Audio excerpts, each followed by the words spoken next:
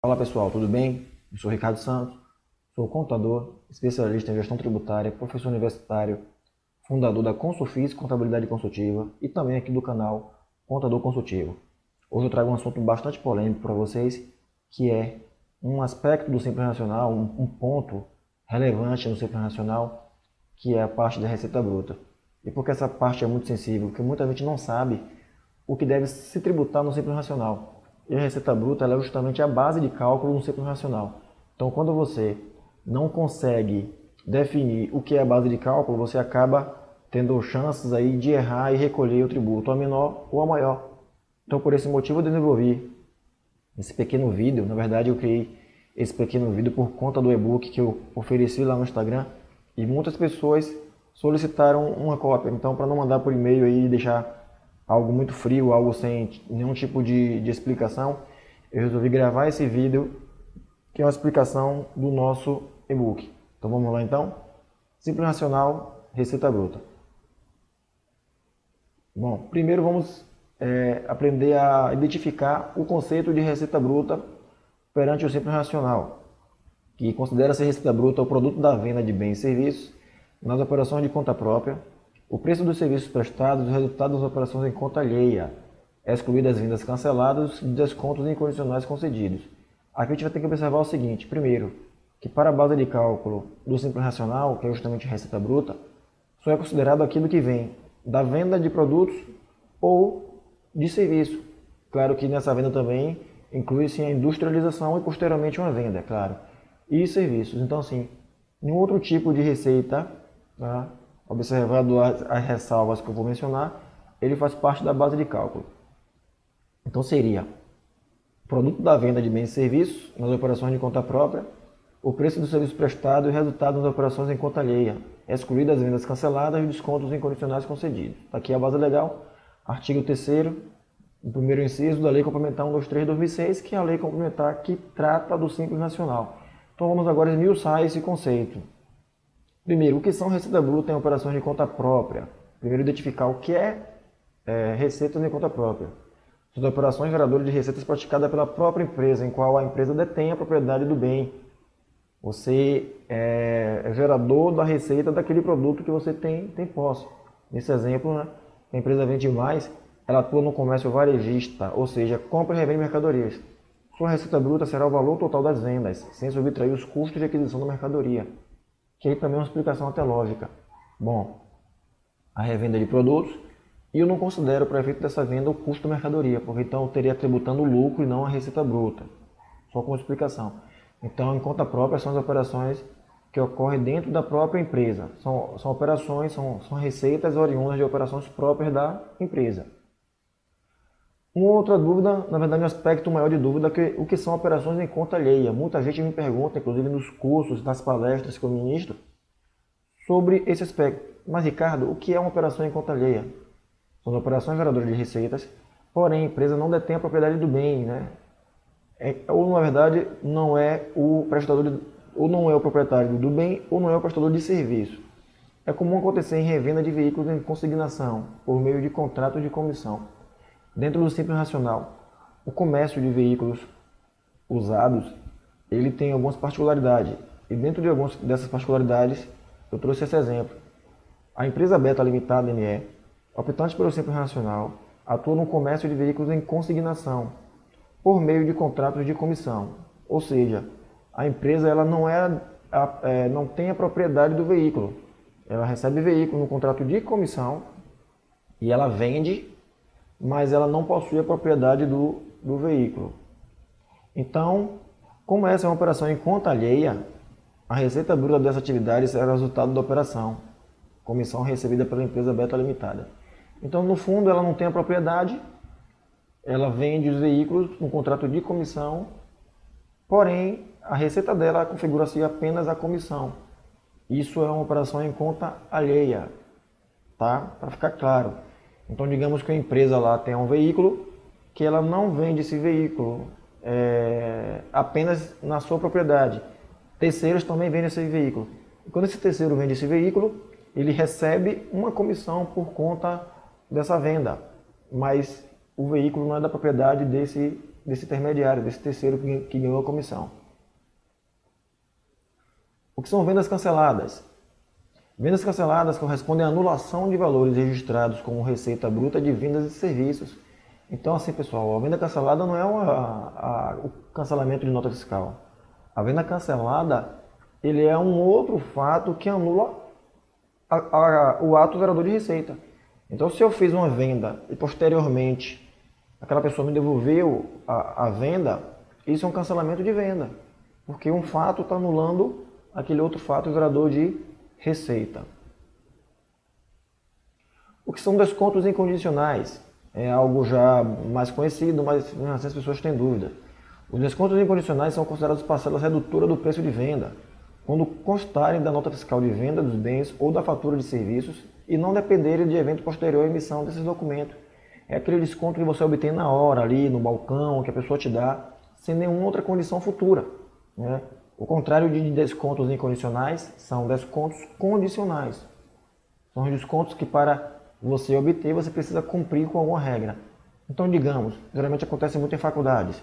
Olha, se você pagar até o dia 10, você tem 20% de desconto. Então, esse desconto não é um desconto incondicional, esse desconto é um condicional. Ou seja, para você ter o desconto, você tem que cumprir uma regra pré-determinada em contrato. É justamente isso que é o contrário dos incondicionais. Os descontos incondicionais, eles acontecem independente de nenhuma regra específica. Olha, você não precisa cumprir nada, eu te dou um desconto agora nesse momento. Tá? Eu peguei esse exemplo do portal tributário, tem a base legal para vocês. O que é que também compõe a receita bruta, além do que foi dito? O custo do financiamento nas vendas a prazo, contido no valor dos bens ou serviços ou destacado no documento fiscal. Então, se você vendeu algo e por ser a prazo, você teve também algum financiamento embutido nesse valor, nesse produto, ele incide nas vendas a prazo. Digamos que você vendeu algo a 100 mil, por ser a prazo, teve algum tipo de um outro custo que está contido em documento fiscal. Isso também configura como receita bruta. As gorjetas, sejam elas compulsórias ou não. Então, as gorjetas também entram na base de cálculo aí do conceito de receita bruta. São tributadas pelo Simples Nacional. Os royalties, aluguéis e demais receitas decorrentes de cessão de direito de uso ou gozo. Então, qualquer tipo de royalties que eu obtenha. Eu vendi um livro, digamos, eu tenho uma patente, uma marca, e alguém tem o direito de usar aquela patente também e me paga royalties. Isso compõe a receita bruta. E as verbas de patrocínio. Comumente as pessoas me perguntam, geralmente as pessoas me perguntam, Ricardo, a empresa X trabalha com eventos, recebeu um patrocínio, isso é tributado? Então já fica comprovado aqui no inciso 4º da Lei Complementar 123, está lá no artigo 2º, que as verbas de patrocínio também configuram a receita bruta para efeito de tributação no Simples Nacional. Agora, algumas situações que não compõem a receita bruta. É importante saber o que compõe e também o que não compõe. As vendas de bens do ativo imobilizado, tá? As vendas de bens que compõem o ativo imobilizado. Então, digamos, você tem uma máquina, um equipamento, tem que lembrar também do conceito de ativo imobilizado, mas na frente a gente vai ver qual é o conceito de ativo imobilizado. Os juros moratórios, as multas e qualquer outros encargos não compõem. Então, se alguém não cumpriu com a obrigação com você de pagar no dia 10 e isso gerou multas e juros, essas multas e juros não incluem aí na receita bruta, em decorrência do atraso do pagamento de operações ou prestações. Então, essa multa e juros é a mora que aquele seu comprador ou contratante te paga pela ausência de pagamento na data. Então, isso não faz parte da receita bruta. A remessa de mercadorias a título de bonificação, doação ou brinde, desde que seja incondicional e não haja contraprestação por parte do destinatário. Então, as doações e remessas elas não compõem a receita bruta, só que ela fica vinculada a que tem que ser incondicional essa doação e não haja contraprestação por parte do destinatário. É o que a gente vê muito no mercado. As pessoas dão muito brinde, dão muita doação, mas aí fica vinculado em alguns casos aqui a uma compra. Olha, faz tantos de pedido comigo, compra 1 milhão em pedidos comigo que eu te dou X de doação de brinde. Nesse caso não, nesse caso já tem uma condição. Para ser incondicional você tem que dar um brinde ou doação sem nenhuma outra obrigação do comprador ou adquirente. A remessa de amostra grátis também não se configura receita bruta, não compõe a receita bruta a remessa de amostra grátis. Os valores recebidos de multa ou indenização por rescisão contratual. Então, de repente eu tive um valor de multa por rescisão de um contrato de prestação de serviço, um contrato de construção, por exemplo.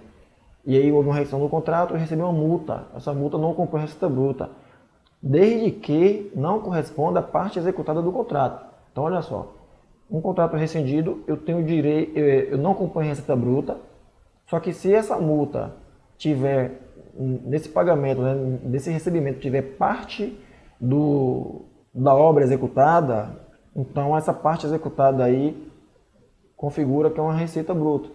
Então tem que ter cuidado aí, nesses casos de indenizações, de separar o que é multa e o que é parte de serviço executado. Porque se ficar configurado o que é parte de serviço executado, ele vai ser tributado, porque vai compor receita bruta. Para o salão parceiro, de que trata a Lei 12.592, de 18 de janeiro de 2012, os valores repassados ao profissional parceiro, desde que este esteja devidamente inscrito no CNPJ. Tá? Então veja só, para o salão parceiro, de que trata essa lei de salão parceiro, ela é muito específica. Eu vou trazer outros vídeos também falando sobre o salão parceiro. Os valores repassados ao profissional parceiro, desde que este esteja devidamente inscrito no CNPJ. Então, não compõe receita bruta. Quando você tem um salão parceiro, digamos que um salão, ele está na modalidade de salão parceiro e cobra lá um corte de cabelo R$100. E desses R$100, ele repassa 40 para o profissional parceiro. Então, só vai ser tributado apenas os R$60. Essa parte dos R$40 ele não compõe receita bruta para o salão, porém ele tem que fazer esse repasse para o profissional parceiro que esteja devidamente inscrito no CNPJ. Tá, pessoal? Essa condição é necessária. Os rendimentos ou ganhos líquidos auferidos em aplicações de renda fixa ou variável.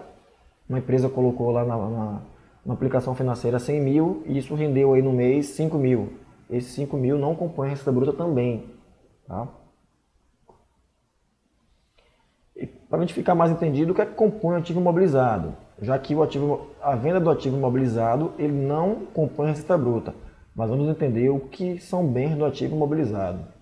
São bens que sejam disponibilizados para uso na produção ou fornecimento de bens ou serviços, ou para alocação por outros, para investimento ou para fins administrativos. Olha só, tem que estar envolvido na produção ou fornecimento de bens ou serviços.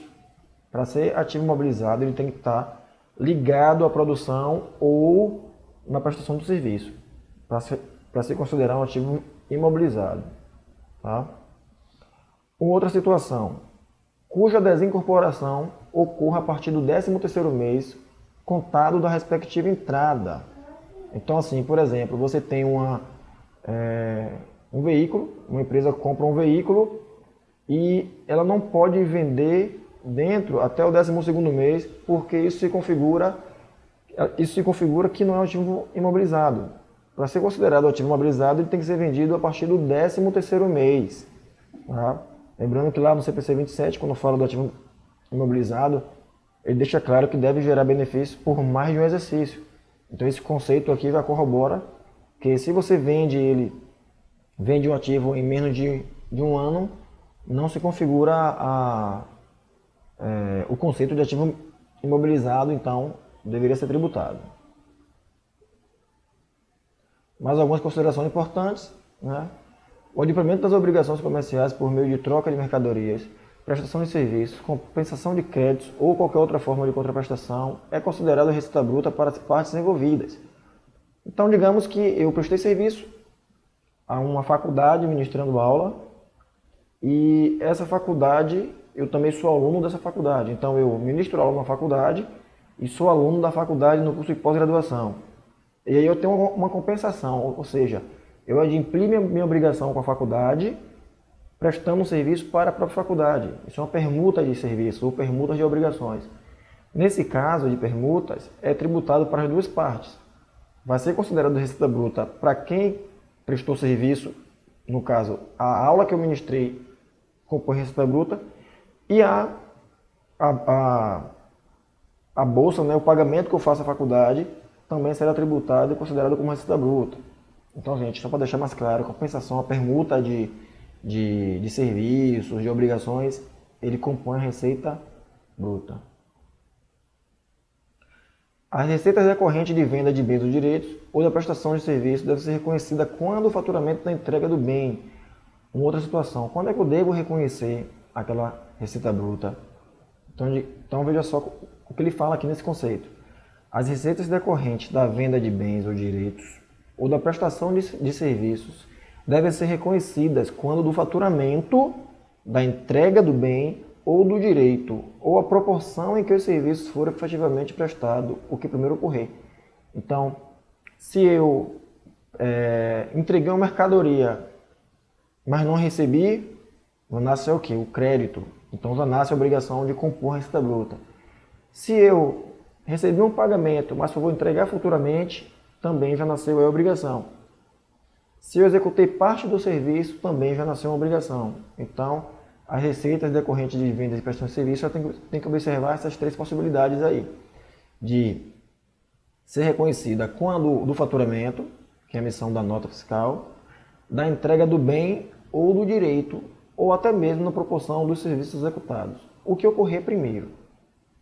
Aplica-se também na hipótese de valores recebidos adiantadamente, ainda que no regime de caixa, e as vendas para entrega futura.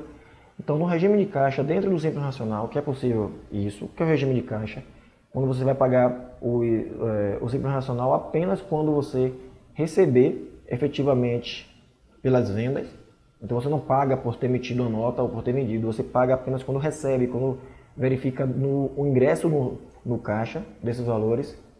Nesse caso também, as vendas futuras e os adiantamentos fazem parte da receita bruta para tributação no regime de caixa. Tá? E tanto as vendas para entrega futura. Então eu vendi, mas só vou entregar futuramente. Isso já compõe a receita bruta. Beleza, pessoal? Bom, essa foi um pouco da explicação sobre o receita bruta do Simples Nacional. Resolvi gravar esse vídeo porque muita gente acaba me perguntando algumas situações se compõe ou não. É um assunto bastante polêmico, inclusive nas palestras que eu ministro e nos cursos que eu ministro. Sempre pessoas me perguntam sobre o que compõe e o que não compõe a receita bruta ou quando compõe. Então, decidi gravar esse vídeo para ajudar vocês. Caso vocês tenham algum assunto em especial sobre o Simples Nacional, pode deixar no comentário ou entrar em contato. Me siga no Instagram, @contadorconsultivo, e esse meu número é o número de WhatsApp.